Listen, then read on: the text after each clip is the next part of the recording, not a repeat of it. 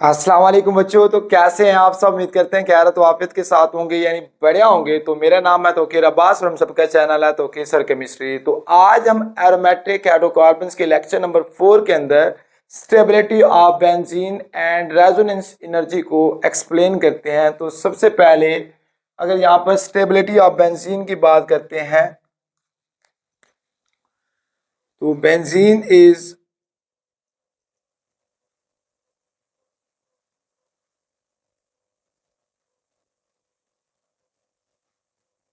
most ordinary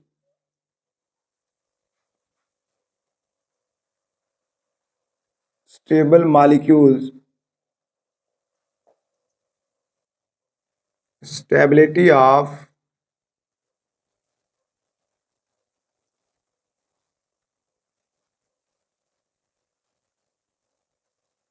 is due to delocalization of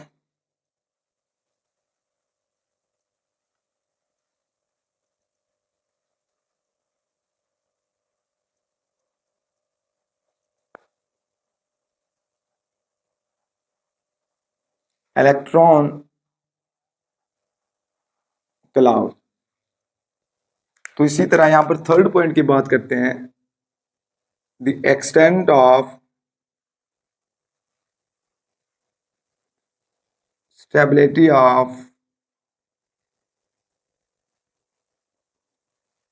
benzene can be measured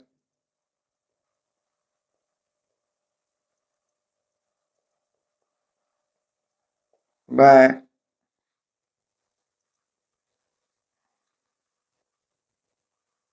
comparing it with hypothetical compound.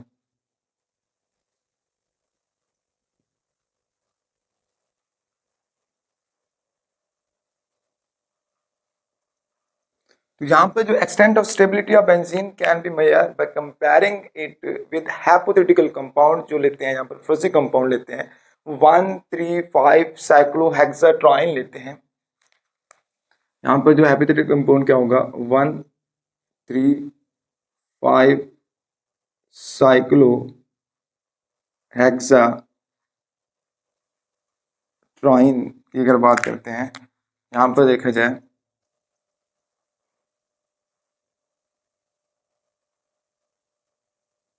ये जो होगा हमारे पास, अगर numbering यहाँ से 1 2 3 4 5 और 6, तो ये क्या आ जाएगा 1 3।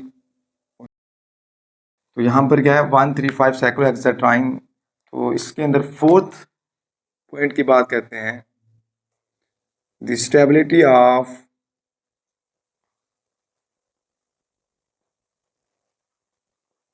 Benzene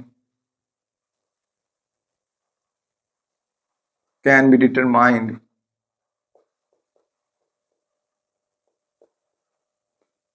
by estimating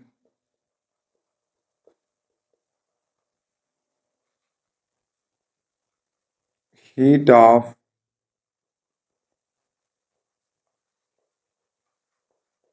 hydrogenation. Any stability of benzene can be determined by estimating the heat of hydrogenation delta H. तो इसी तरह फर्स्ट ऑफ ऑल अगर इसकी बात करते हैं वो आ जाता है डेल्टा H, यानी heat of hydrogenation for cyclo hexane की बात करते हैं। तो देखो यहाँ पर जो है डेल्टा H फॉर साइक्लोहेक्सेन, तो इसके अंदर हमारे पास क्या होगा, cyclohexane is a 6 member ring. क्या होगा 6 मेंबर रिंग होगा which contain the one double bond in ring. When the cyclohexane is hydrogenated in the presence of catalyst platinum to give the cycloalkene। तो ये क्या प्रोडक्ट दे रहा हो, साइक्लोअल्केन। यहां से जो प्रोडक्ट बन रहा हो वो क्या बन रहा हो, साइक्लो हेक्सेन प्रोडक्ट बन रहा हो। तो इसी तरह जो cyclohexene is a 6 member ring which contain the one double bond when cyclohexene is hydrogenated in the presence of platinum to give the cyclohexane। तो वो क्या दे रहा हो, cyclohexane। when the heat of hydrogenation delta H is measured it is found to be, तो जो value आई वो man is 119.5 kilo जोल। तो heat of hydrogenation means delta H is very similar to hydrogenated of alkenes। तो यहाँ पर जो delta H यानी हीट ऑफ हाइड्रोजनेशन सिमिलर होगा किसके, हाइड्रोजनेटेड ऑफ अल्कीन्स की। तो इसी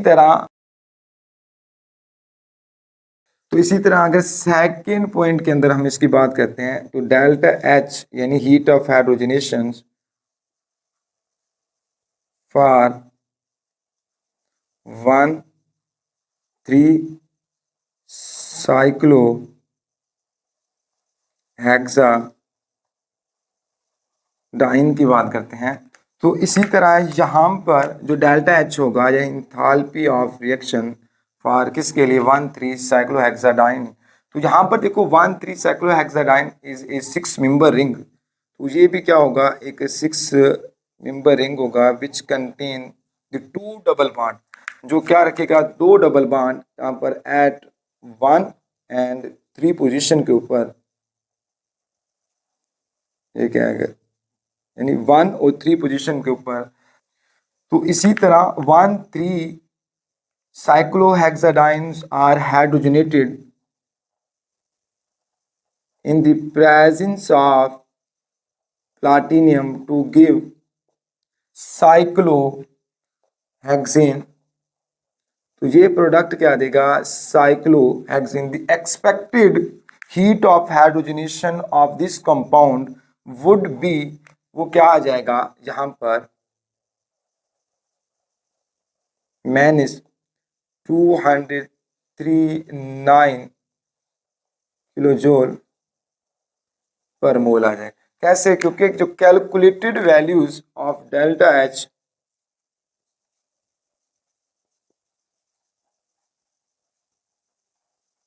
वैल्यू ऑफ डेल्टा एच वो क्या आ रही है हमारे पास, -239 किलो जोल पर मोल।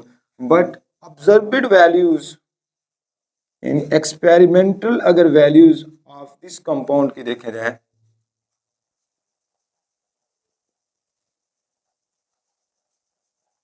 तो वो -231.5 किलो जोल पर मोल। तो यहाँ पर जो expected values of delta H one three cyclohexadiene की वो हमारे पास आ रहा था -239 किलो जूल पर mole. But experimental values of this compound is -231.5 which are very close to expected values of delta H. तो इसी तरह थर्ड कंपाउंड के डेल्टा एच फॉर 1,3,5-साइक्लोहेक्साट्राइन की अगर बात करते हैं तो इसके हमारे पास क्या आ जाएगा, यानी heat of hydrogenation for 1,3,5 hexa ट्राइन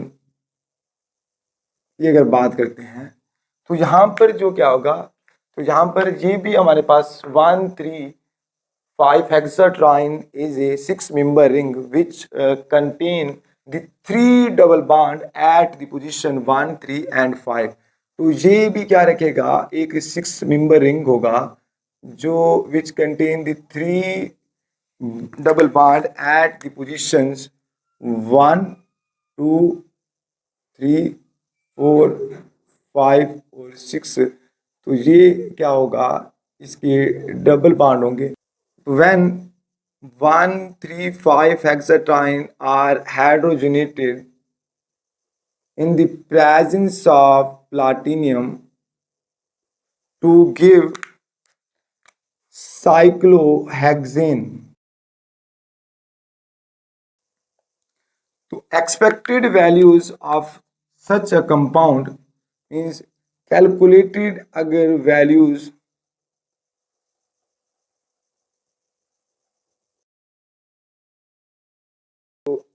calculated values of delta H for 1,3-cyclohexatriene का क्या हो जाएगा, -119.5 को अगर मल्टीप्लाई करते हैं तो वो आ जाता है आंसर -358.5 किलो जूल पर मोल। मीन्स कि calculated values means expected values for 135 हेक्साट्राइन की क्या आ जाएगा, -358.5 किलो जूल। जैसे कि यहाँ पर हमारे पास 1 की क्या आ रही थी, -119.5। इसी तरह यहाँ पर भी हमने ये क्या करना था, इस चीज़ को तो इसको मल्टीप्लाई करना था किसके साथ, -119.5 के साथ। तो इसका रिजल्ट हमारे पास क्या आ जाता था, -239 किलो जूल पर मोल। तो ये इसका हमारे पास क्या आ जाता है, -358.5 किलो जूल पर मोल। तो इसकी अगर ऑब्जर्वेड वैल्यूज की बात करते हैं, यानी एक्सपेरिमेंटल जो values,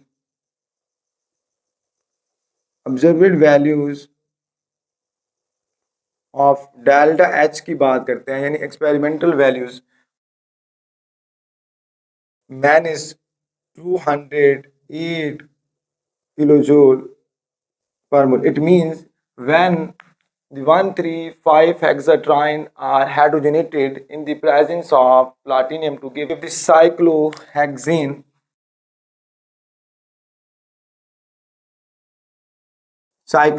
the heat of hydrogenation for such a compound -358.5, but the experimental values of such a compound -208 kilojoule पर मोल। तो इसकी अगर डिफरेंस की बात करते हैं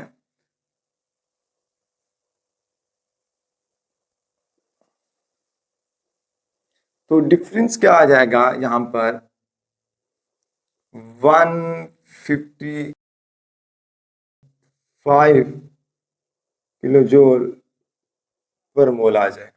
तो इसी तरह यहाँ पर हमने ये क्या किया है, relative stabilities of cyclohexene 1,3 cyclohexadiene और 1,3,5 साइक्लोहेक्साट्राइन और बेंजीन का अगर रिलेटिव स्टेबिलिटी की बात करते हैं तो सबसे पहले अगर यहाँ पर क्या करते हैं, हाइड्रोजनेशन कराते हैं किसकी, साइक्लोहेक्सीन की, इसकी साइक्लोहेक्सीन। तो यहाँ से जो रिजल्टिंग प्रोडक्ट बनता है वो हमारे पास क्या आ जाता है, साइक्लोहेक्सेन आता है। तो इसीलिए यहाँ पर क्या होगा, जो delta heat of hydrogenation for such a compound -119.5 kilo joule पर मोल एनर्जी। तो इसी तरह अगर हम सेकंड यानी 135 साइक्लोहेक्साडाइन की बात करते हैं, यहाँ पर जब इसकी हाइड्रोजनेशन की जाती है 1 और 3,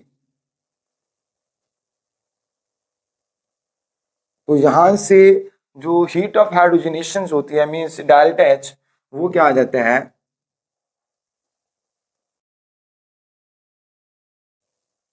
239 किलो जूल पर मोल। तो इसी तरह जब हमने थर्ड कंपाउंड यानी डेल्टा एच फॉर 1,3,5 साइक्लो, यहाँ पर लफ्ज ये जैसे लिखे हैं साइक्लो हेक्साट्राइन की जब हाइड्रोजनेशन की जाती है तो यहाँ से जो एक्सपेक्टेड वैल्यूज ऑब्टेन होती है वो क्या आ जाती है हमारे पास, यहाँ से आ जाती है delta H means enthalpy change, वो आ जाती है -358.5 किलो जूल पर मोल। लेकिन अगर इसी की एक्सपेरिमेंटल वैल्यूज की यहाँ पर बात करते हैं तो वो हमारे पास क्या आ जाती है, तो यहाँ से जब ये बेंजीन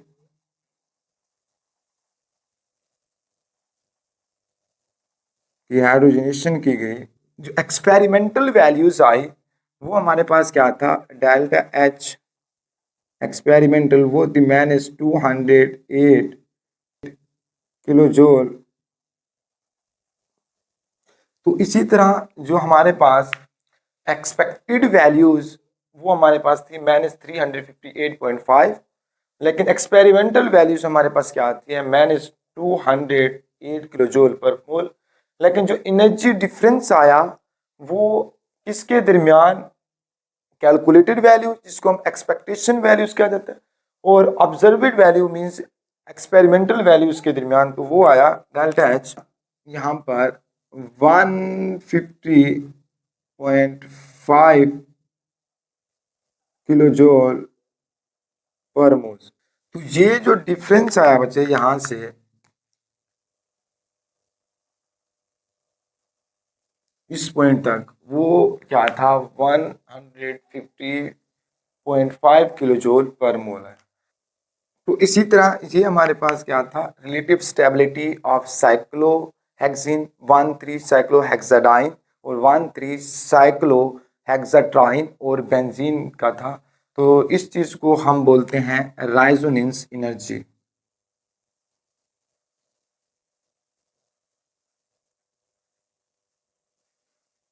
तो इसी तरह रेजोनेंस एनर्जी की बात करते हैं यहाँ पर।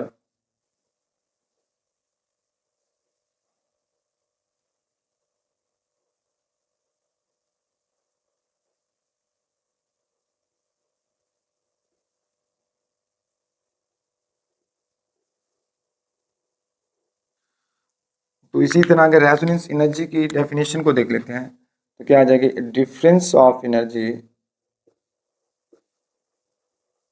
डिफरेंस ऑफ एनर्जी बिटवीन किसके दरमियान, hypothetical compound,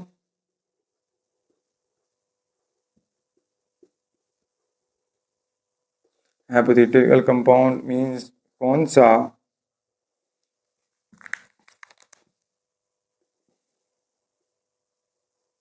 1,3,5 cyclo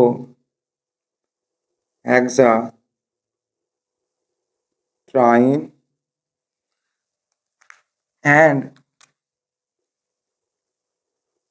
actual compound,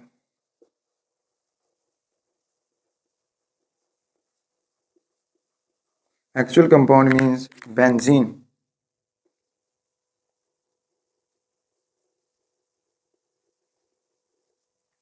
तो ये चीज क्या कहलाती है, रेजोनेंस। तो इस चीज को बोलते हैं इज कॉल्ड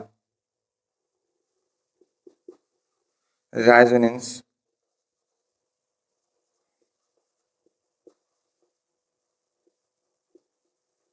एनर्जी। तो इसी तरह यहाँ पर इसके पॉइंट्स की बात कर लेते हैं। तो बेंजीन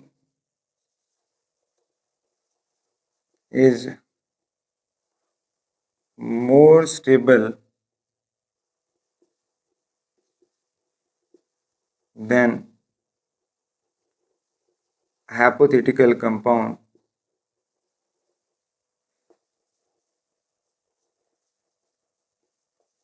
means 1,3,5 hexatriene by 150.5 मोल। तो इसी तरह अगर सेकंड पॉइंट की बात करते हैं greater the resonance energy means जितना रेजोनेंस एनर्जी ज़्यादा होगी, ग्रेटर द स्टेबिलिटी ऑफ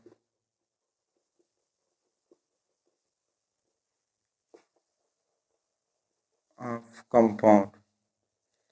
जितना रेजोनेंस एनर्जी ज़्यादा होगी तो उतना ही कंपाउंड की क्या होगी, ग्रेटर स्टेबिलिटी होगी। Greater the resonance energy greater the stability of compound. So it means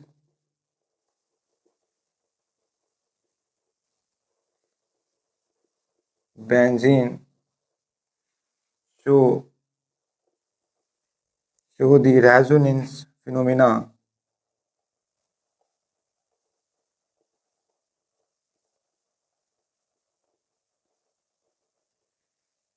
which make it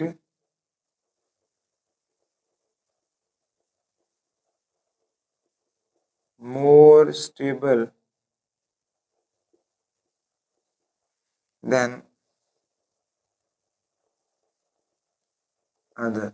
तो यहाँ पर ये चीज है, क्योंकि बेंजीन है वो रेजोनेंस फिनोमिना को शो करता है, तो इस वजह से ये क्या होता है, मोर स्टेबल होता है then the other compound.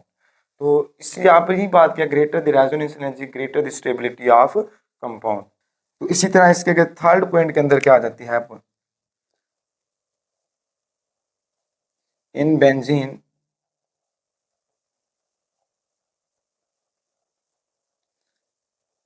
Electron are delocalized